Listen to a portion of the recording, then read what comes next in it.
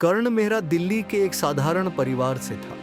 उसका सपना था देश के लिए दौड़ना, मैराथन जीतना और एक दिन ओलंपिक्स में भारत का नाम रोशन करना। हर सुबह वह सूरज उगने से पहले उठता, दौड़ने के जूते पहनता और मैदान की तरफ निकल पड़ता। पसीने में भीगती हुई टी शर्ट और थकी हुई सांसों में भी उसकी आंखों में सिर्फ एक सपना चमकता था, विजेता बनना।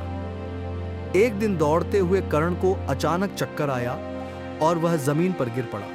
शुरुआत में सबने सोचा शायद थकान होगी, लेकिन जब टेस्ट हुआ तो रिपोर्ट ने जिंदगी बदल दी। कर्ण को ब्लड कैंसर है। पूरा परिवार सन्न रह गया। कर्ण, जो हमेशा दौड़ता था, अब व्हील चेयर पर था। डॉक्टरों ने कहा, अब दौड़ तो दूर की बात है, जिंदगी बचाना ही सबसे बड़ी बात होगी। कर्ण एक कमरे में बंद हो गया। जहां पहले दीवारों पर मैराथन की पोस्टर थी, वहां अब अस्पताल की दवाइयां और सलाइन की बोतलें थीं। बाल झड़ गए थे, शरीर कमजोर हो गया था। मां हर दिन रोती, लेकिन कर्ण एक दिन मां से बोला, मां, मैं फिर दौड़ूंगा, चाहे जितना भी वक्त लगे। वह पल उसके अंदर एक आग जगा गया। अब वो हर कीमोथेरेपी के बाद अपने जूते देखता और कहता, तैयार रहो, मैं फिर आऊंगा। करीब 1 साल तक इलाज चला।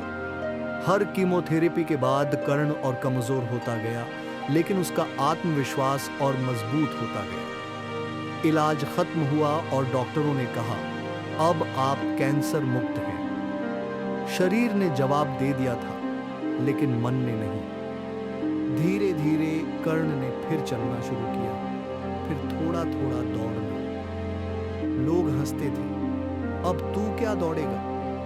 वह मुस्कुराता और कहता, अब मैं हारने नहीं आया हूं, जीतने आया हूं। 2022 लेके लिए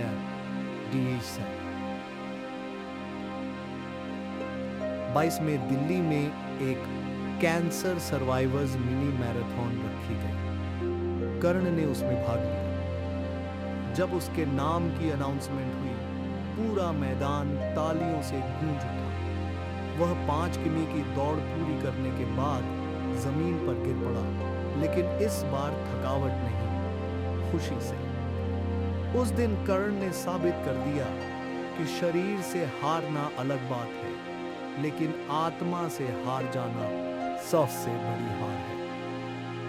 आज कर्ण एक फुल टाइम मोटिवेशनल स्पीकर है और एक एनजीओ चलाता है, रन बियॉन्ड लिमिट्स, जहां वह कैंसर सर्वाइवर्स को मानसिक और शारीरिक रूप से दोबारा जीवन शुरू करने की प्रेरणा देता है। वह कहता है, कैंसर मेरी रफ्तार नहीं रोक सका, क्योंकि मेरी दौड़ शरीर से नहीं, आत्मा से थी।